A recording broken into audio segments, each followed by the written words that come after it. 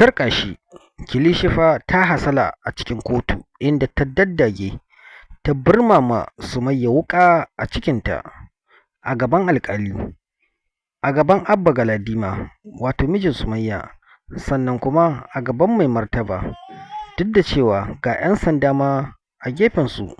Ku biyo mu ku sha labari.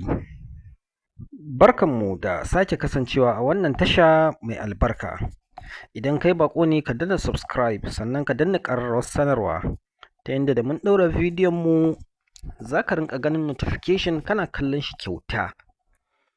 Mai sauraro tare da kallon mu, wannan shiri na labari na tabbas yana ƙayatarwa gami da nishaɗantarwa, domin kuwa Aminu Saira baya taɓa ba makallatan shi kunya.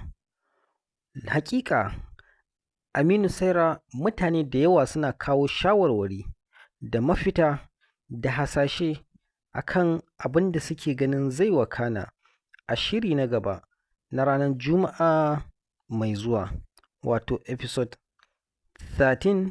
season 13 episode 2 ko mu ce episode 4.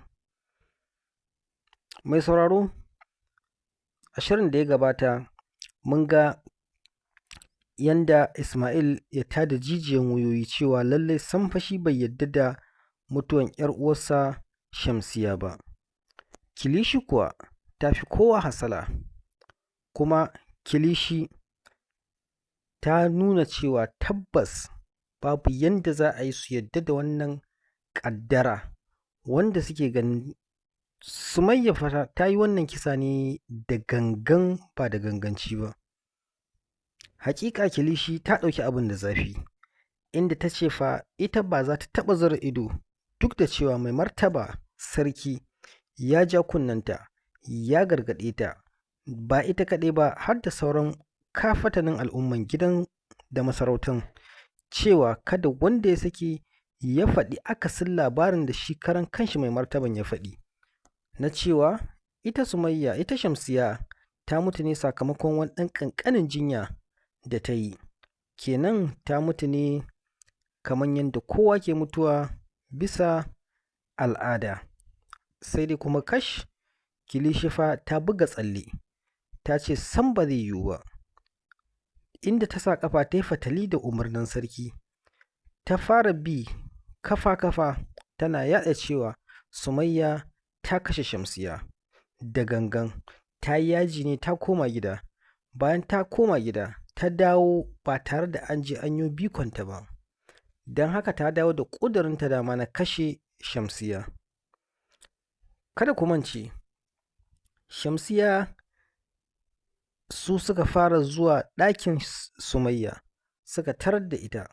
Bayan sun tarar da ita suka gaya mata maganganu son ransu, har ta kai ma ita Shamsiyya ta ɗaga hannu za ta lafka ma Sumayya mari. Ita kuwa Sumayya ba ta yi ƙasa a gwiwa ba, ta yi carab ta cafke hannunta, ta yi wurgi da hannun nata. Wannan ne fa ya yi sanadiyan ajalin Shamsiyya, ba tare da duka ko zagi ko cin mutunci ba.